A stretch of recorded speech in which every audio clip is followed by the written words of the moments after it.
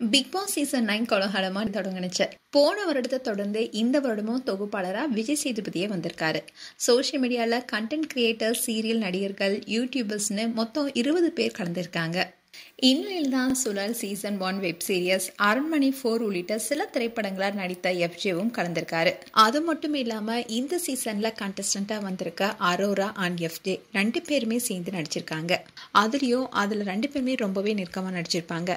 இப்போ இவங்க 2 பேரும் தான் கண்டஸ்டண்டா வந்திருக்காங்க. இன்னைக்கு வாட்டர்மெலன் திவாகர் அண்ட் ரம்யாவுக்கும் இடையே சண்டை ஏற்பட்டது. இதை தொடர்ந்து ரம்யாவுக்கு சப்போர்ட் பண்ணி பலரும் பேச ஆரம்பிச்சாங்க. அந்த வகையில திவாகர் கிட்ட எஃப்ஜேவும் பேசினாரு. அப்போ திவாகர் கை நீட்டி பேச எஃப்ஜே ரொம்ப கோவமா கை நீட்டி பேசாதீங்கன்னு கத்த, திவாகரும் கத்த அண்ட் எஃப்ஜேக்கு கோவம் வந்து நான் வெட்டிடுவேன்னு சொன்னாரு. இதனால எஃப்ஜேக்கு ரெட் கார்டு கொடுக்கப்படுமான நெட்டிசன்ஸ் கேள்வி கேட்க ஆரம்பிச்சிருக்காங்க. இந்த எஃப்ஜே யார் என்பதை பற்றி தான் இந்த வீடியோவில் பார்க்க போகிறோம். சுழல் சீசன் 1 வெப் சீரிஸ், அரண்மனை 4 போன்ற படங்களில் சின்ன சின்ன ரோலில் நடிச்சிருக்காரு. இப்படி சினிமா வாய்ப்புக்காக பல முயற்சிகளை எடுத்துகிட்டு வந்தவர் தான் எஃப்ஜே. இவருடைய போராட்ட வாழ்க்கை குறித்து இசையமைப்பாளர் ஹிப்ஹாப் தமிழா ஆதி தன்னுடைய இன்ஸ்டாகிராம் பேஜில் ஒரு போஸ்டர் ஷேர் பண்ணியிருக்காரு. அதில் அவர் என்ன சொல்லியிருக்காருன்னா, சின்ன பையனா கையில் மைக் வச்சிருக்கும் காலத்தில் இருந்தே எனக்கு எஃப்ஜேவை நல்லா தெரியும். அவனுடைய மிகப்பெரிய கனவே பீட் பாக்ஸிங் தான். அவன் அண்டர் கிரவுண்ட் ட்ரைப்ல பீட் பாக்ஸிங் பண்ணுவான், சில சமயம் ரேப் பாடுவான்னு தெரிவிச்சிருக்காரு. எஃப்ஜேயை முதன்முறையாக பார்க்கும்போது இந்த பையன் ஒரு உண்மையான போராளின்னு எனக்கு தோணுச்சு. ஒரு நாள் பெரிய மேடையில் அவன் கலக்குவான்னு எனக்கு நம்பிக்கை இருந்துச்சு.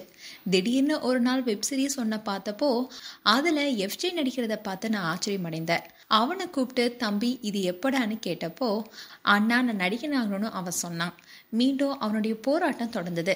எஃப்ஜேயை எப்பவுமே வாழ்க்கையில ஒரு படி மேல போக முயற்சிக்கும் உண்மையான போராளின்னு பாராட்டிய ஆதி இப்போ அவன் பிக் பாஸ்குள்ள கால் வைக்கிறான். உண்மையா இரு தம்பி, நான் உன்கிட்ட பார்த்த திறமைய இந்த உலகமும் பார்க்கட்டும், வாழ்த்துக்கள், நிகழ்ச்சியில வென்றுவான்னு ஆதி அந்த போஸ்ட்ல சொல்லி முடிச்சிருந்தாரு. எஃப்ஜே உடைய இந்த துணிச்சலான குணத்தை பிக் பாஸ் வீட்டுக்குள்ள நுழைந்த முதல் நாளே பார்க்க முடிஞ்சது. அதாவது 2வது போட்டியாளரா வந்த அரோரா கிட்ட வாட்டர்மெலன் ஸ்டார் திவாகர் தேவையே இல்லாம உங்க கண் அழகா இருக்குன்னு புகழாரம் சுட்டினாரு. உடனடியா அங்கிருந்த எஃப்ஜே, இவங்களுக்கு உங்களோட பேத்தி வயசு ஆகுதுன்னு சொல்லி திவாகருக்கு ஒரு சரியான தக்லைஃப் கொடுத்தாருன்னு நெட்டிசன்ஸும் சொல்ல ஆரம்பிச்சாங்க. சண்டைகள் சர்ச்சைகள் நிறைந்த பிக் பாஸ் பயணத்துல எஃப்ஜே உடைய பீட் பாக்ஸ் திறமை பிக் பாஸ் வீட்ல ஏதாவது டாஸ்க்ல வெளிப்படுமான்னு பார்க்கலாம். மேலும் எஃப்ஜே குறித்து உங்களுடைய கருத்துக்களை கமெண்ட் செக்ஷன் சொல்லுங்க. இது போன்ற வீடியோஸை பார்க்க நியூஸ் தமிழ் டேட்ஸ் சேனலை சப்ஸ்கிரைப் பண்ணுங்க. மறக்காம நோட்டிபிகேஷன் பட்டனை கிளிக் பண்ணுங்க.